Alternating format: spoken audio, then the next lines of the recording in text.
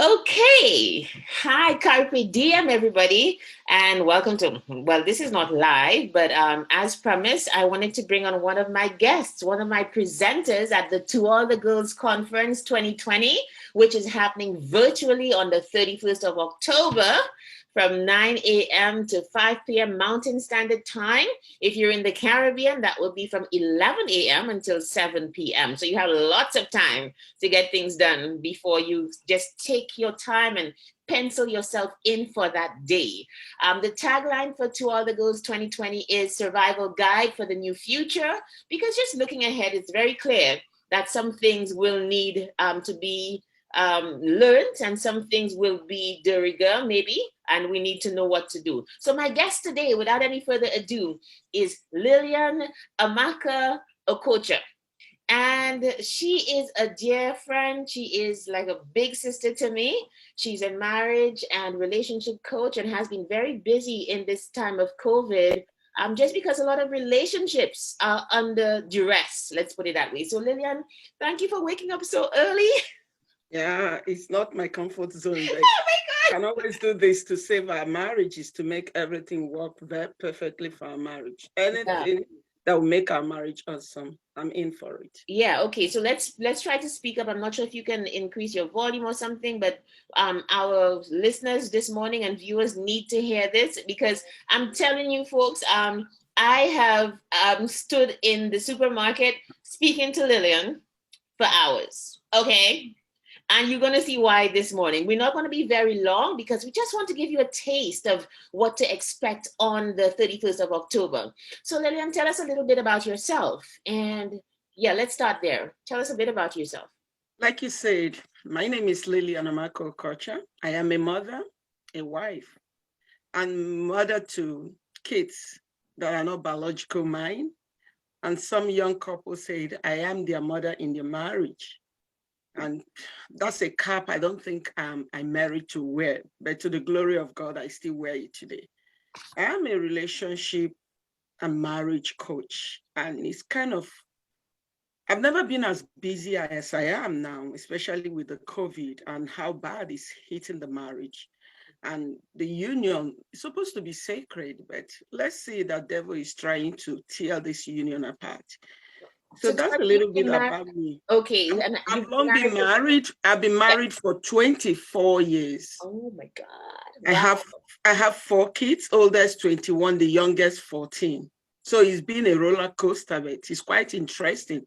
And to be honest with you, this is the best job, a best calling, and what I would say ministry that God have assigned me to take. And I would say to his name be praised for allowing me to take this journey because Okay. it is interesting. Yes, it is. Like, well, it's interesting just speaking to you about, just tips about marriage and about relationships in general. But I know, like, okay, you said you've been very busy during COVID. What are the problems? What do you find is the maybe number one and number two problems with marriages during this stressful time? Not just marriage, but the workforce, children, everything around us suffers during this coronavirus period. But the most one that is affecting totally everything, because if you don't have a peaceful marriage, if you don't have a wonderful marriage, you will not coexist very well at work. It will also affect the lives of the children, even when they decide to take their studies. Some of them are going online. And some of them that don't really like to go online will choose to go online because home is no longer as it used to be. And I realize most of my clients, they don't, they begin to see their partners, their husbands, their wives as a stranger in the home. Yes, because COVID made them to stay longer together at home. Remember the period that we are not allowed to move, stay indoor, don't go out. They begin to see a lot of differences in their relationship. I won't go deep into this, but I will encourage everyone to attend the conference because it's going to be a step-by-step journey and how to walk out of it. Okay. So just in terms of now, this is where, this is the stuff that got me standing with you in supermarkets for hours. Okay. Just in terms of a few tips of what we can do in this time to make our relationships better. What are some suggestions? Just some quick tips. Actually, by the grace of God, early first quarter of 2021, I will be releasing my book, Ufedo, Ufedo. Ufedo means love in one of the Nigerian dialects. So, and I decided to create an acronym with the Ufedo.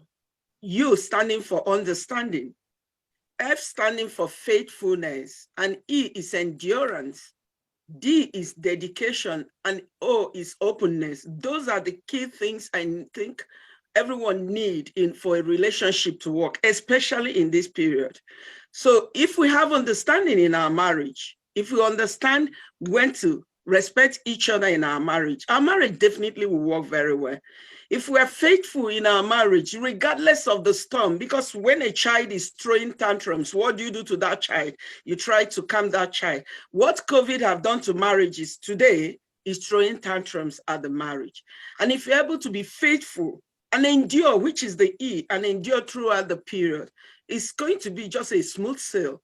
And I look at the one I call dedication. Some of us don't understand the definition of dedication. It means being committed, giving everything in totality. If you're looking at your child and you want your child to succeed academically, you said, go read your book. And each time the child tried to move away or try to play their game, you say, guy, are you done with your book? Because you want that child to be dedicated towards their book. So why can't you do the same? It's easier to tell our kids to obey instructions, but why can't you try to obey instruction that your spirit or voices that you've heard or people like me have said, do this in your marriage and it's going to work. And that's the one I said, your dedication towards the marriage. Then the openness is what I see to be the key issue in marriages today. Couples don't communicate anymore because when you communicate, you're very open. I wouldn't like to let the cat out of the bag until the conference day, but I'm going to tell you something. Even myself that I've been married for 24 years, coronavirus can also hit marriages like mine. But what happened in my own is that I was very open in my relationship. I communicated very well to my spouse. And you know what he did for us? He made everything very amazing. Okay, what exactly does openness mean? I know we did have some examples. You had given some examples. What exactly does it mean, openness? Can you give us an example of it when it really works? Yeah. Sorry, can you hear me? Oh my goodness. I can hear you very well, yeah. Okay, you can hear me now. Sorry, I think it just got a little unstable for a minute, even though I'm upstairs. Yeah. So can you give us an example of openness that works in a marriage? I know we've discussed several examples, you and I. Yeah. There is something that happened recently. Organizations were laying off clients. Some people were losing their jobs. And I had this client that came to me, my husband is cheating on me. And I asked her, how do you know your husband is cheating on you? He said, because I saw a text message that came on his phone. And the lady said, you have to get here right this moment. And I said, does that say he's cheating on you? He said, yes, he is. And it's a lady, the lady's name is Stephanie. And I said, do you try to discuss with your husband? I said, oh, no, I'm not going to discuss with him. He is just cheating on me. And I said, why not find time to discuss with your husband? Calm down. Make an excuse for your husband. You don't judge him. You don't mean like be judgmental here. Okay, give him the benefit of the doubt. Make an excuse. Why not ask him, is everything okay? Stephanie sent you a message. And she went back to her husband. She said that was the hard pill she had to drink. Because why should I? It's obvious he's cheating on me. Right. And when she approached the husband said, oh, we are having issues in our office and some people are being laid off. I'm supposed to take vacation today. But Stephanie said, you have to come back to work. The vacation is not going to work for you because everybody is at work. Come back to work today. So like Stephanie saved his job. She said, oh, no, I didn't know. I said, when she came back to me, I said, can you see the power of communication? You were able to communicate to your husband. And your husband was very open to let you know that if you did not ask that question, that means you would have used your hand to rip off your marriage. That's one typical example of openness. Oh, thank you for that. Oh, that's awesome. Of course, we know it wouldn't always end that way because, like, being so open can result in, if it is an affair, it's right there in your face as well. But we'll discuss that later, I guess, at the conference, because I mean, we know it doesn't always end that way.